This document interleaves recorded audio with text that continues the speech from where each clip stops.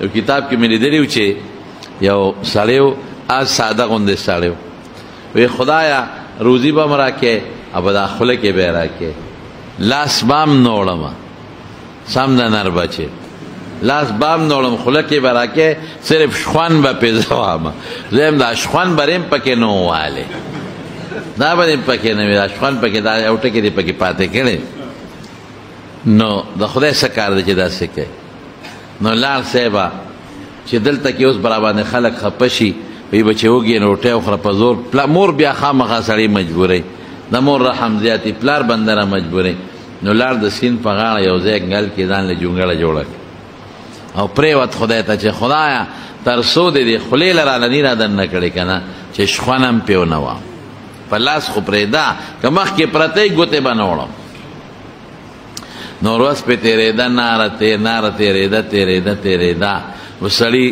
سترګې ور پرېوتې دې علاقه کې غلو چېته غلا کړی و نو په هغوی زول باران شو نو هغوی لاړل چې دا غلا اوس تقسیمول غواړي نو دې چې ویې کتل چې په دې ځنګل کې خو هلکه جونګړ دی راځئ دې جونګړې ته ننوځو شپه ده شپه به هم پکې تېره کړو باران نه به هم بچو دا مال به هم پکې تقسیم کړو چې جونګړې ته سینګ ور ننوتل او شونټۍ بله کړه اوی هلکه دا اشنا پکې اوس پروت دی هلکه دا څه کوي د ده سترګې ور پروتې دي او غلی پروت دی هلکه دا سړی خو داسې ده لکه چې بس لږو تندو والی دی مري رانه او که دا مړ شو که ناسم انسان دی بچ کولی پکار او که مړ شو که سبا مونږ چتم گیر شو په غلا کې وایي به چې هغه سړی هم تاسو وجلی دی را پاسولی روټۍ خوره کېنولی دی کوم دی روټۍ خوراک یې کېښود خوره که نه نه خوري اخره کې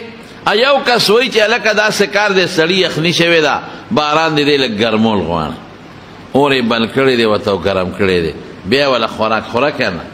اوس هغه خوړه کې سوچ کړی چې خدای خولې ته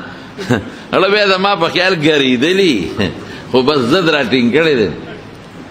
خدای خولې ته دې نه راوړې شخوان به پې نه وم وایي خوره که نه نه خوري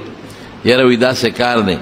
دا خوراک کلک دی د دې غریب ځکه ګوتې نه وړي نرم الوا او نرم خوراک یې ورته برابر کړی خوره دی بیا نه خوري یو غل ابنورو ته ویې لکه جامې کیلي شوي دي او چې دا جامې وله په زور وروازي کړو که نه او دې خوله کې وله یو نوړی ور دننه کړو یو ځل یې جامې وګرځېدې بیا به خوري دا خوله وله په زور وازول غواړي پخوا به دا څاروي ناجوړه شو نو خلکو وله خوله په زور وازه کړه نو خوراک به یې ورکړه چې هغه به لږه بیا خوله خوځوله بیا به خپله شروع شو اوس دوی وله اوس الوا نوړی مړی تیاره کړه او چاړی راواغېسته چې دا خوله کې وله منډو په زور وله خوله وازه چې دا نوړی وله په دا خوله کې ور دننه کړه چې چاړی راواغېسته او غاښونه کولاوي دله خندا ورله دو خندل بس غلو سردار وی تا خدای داسې که مونږ د کله ګرمو کله د یخو او کله د کلک خوراک کله نرم خوراک تا مونږ پورې خندا شروع کړی مونږ پورې خاندې تا خدای چټکورې که پرېږدم دې چې ته سرمن دی او باسم د ولې خاندې څه چل دی خوراک نه خورې هغه ورته خپله قصه کړې ده وایي ما الله سره دا یو سوچ وکړو چې خدایه تر څو دې د خولې له نه راکړی شخوان به هم پې نه وم زه ګورم چې ته یې راکې که نه راکې نو رب العالمین ما له خولې له شی را برابرو که ما له خندا نه وې راغلی نو تاسو دا نوړی د ما په دا خوله کې را دننه کول او ما له خندا راله زمارونو دا زمونږ ایمان او یقین دی چې خدای سبب ته محتاج نه دی الله بې د سبب نه هم یو کار چې وغواړي نو کولی شي